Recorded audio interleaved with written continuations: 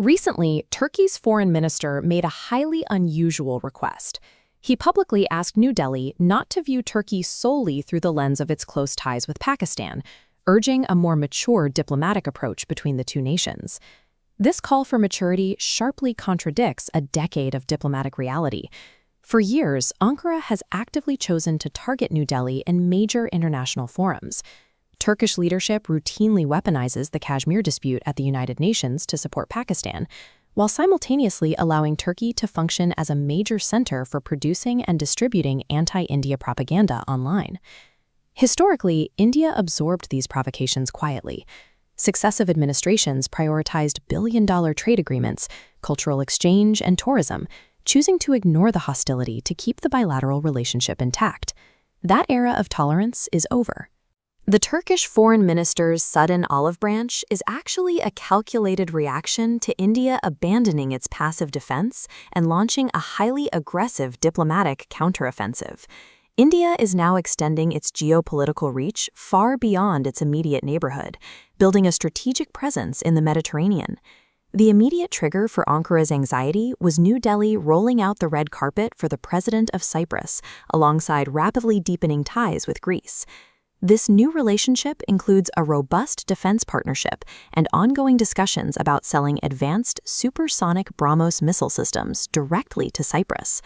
By bypassing South Asia entirely, New Delhi has placed significant military leverage right on Turkey's most vulnerable geographic doorstep.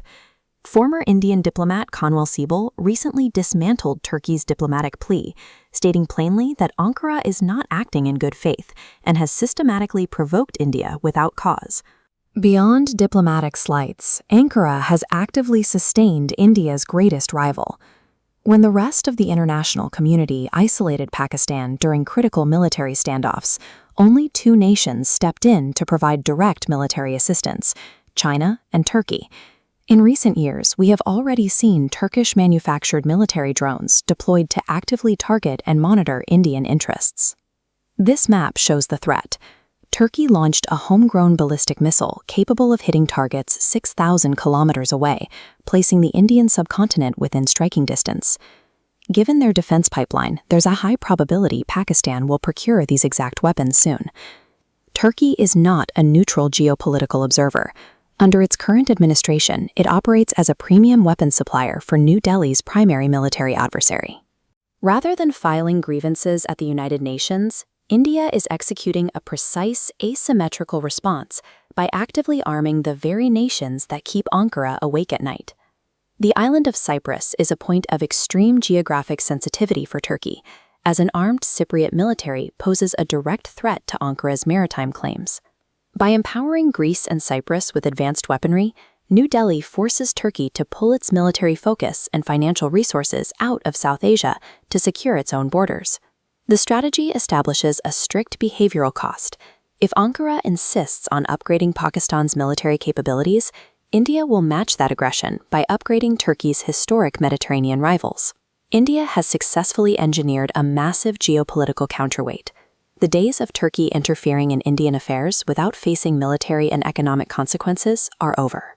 This bilateral friction is actually a symptom of a much wider military realignment taking place across the globe. Analysts point to the gradual emergence of a religion-based military bloc, an Islamic NATO, spearheaded by Turkey and Pakistan, with the potential involvement of nations like Saudi Arabia.